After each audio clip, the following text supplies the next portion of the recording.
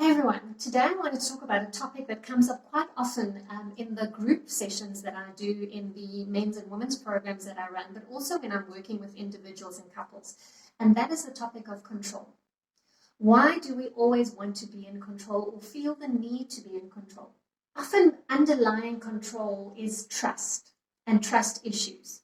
And this can stem from childhood, where we've been exposed to situations in our childhood or growing up where we trusted or relied or depended on someone or a situation, and it didn't work out the way that we had hoped or planned or the way we had expected. Based on those experiences, we have then modified and adapted our behavior to almost take on the stance of, well, I can't rely and depend on anybody else because I'm always let down and disappointed.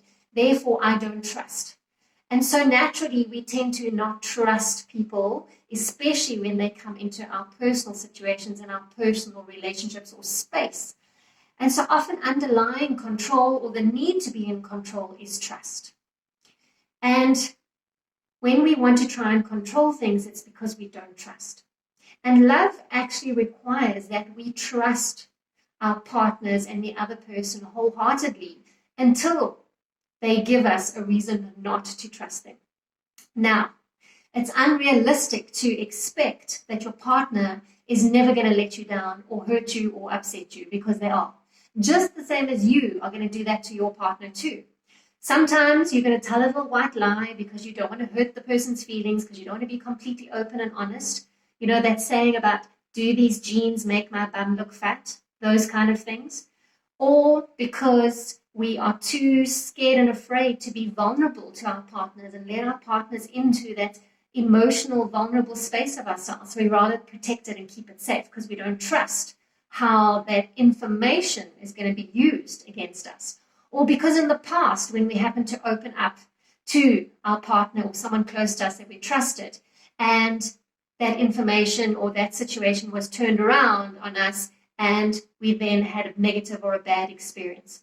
So over the years, we've learned to adapt and modify our behavior to become self-sufficient. In other words, to rely on ourselves and say that I'm okay and I can take care of myself, and I will take care of everything else because that way I know things will work out the way that I want them to or how I want them to. So it's this need to be in control situations and control our environment. But of course, that's unrealistic when it comes to love and love relationships, because we're human at the end of the day and we make mistakes and we are going to disappoint each other from a relationship perspective. So how do we start letting go of control and trusting ourselves? And that's accepting that, first of all, we are human and we make mistakes and we have flaws and all. So in other words, if you know me, I like to say we are perfectly imperfect. And how do we embrace our imperfections? But also, how do we embrace the imperfections of our partner? Because all marriage or relationships is two imperfect people trying to be perfect for each other.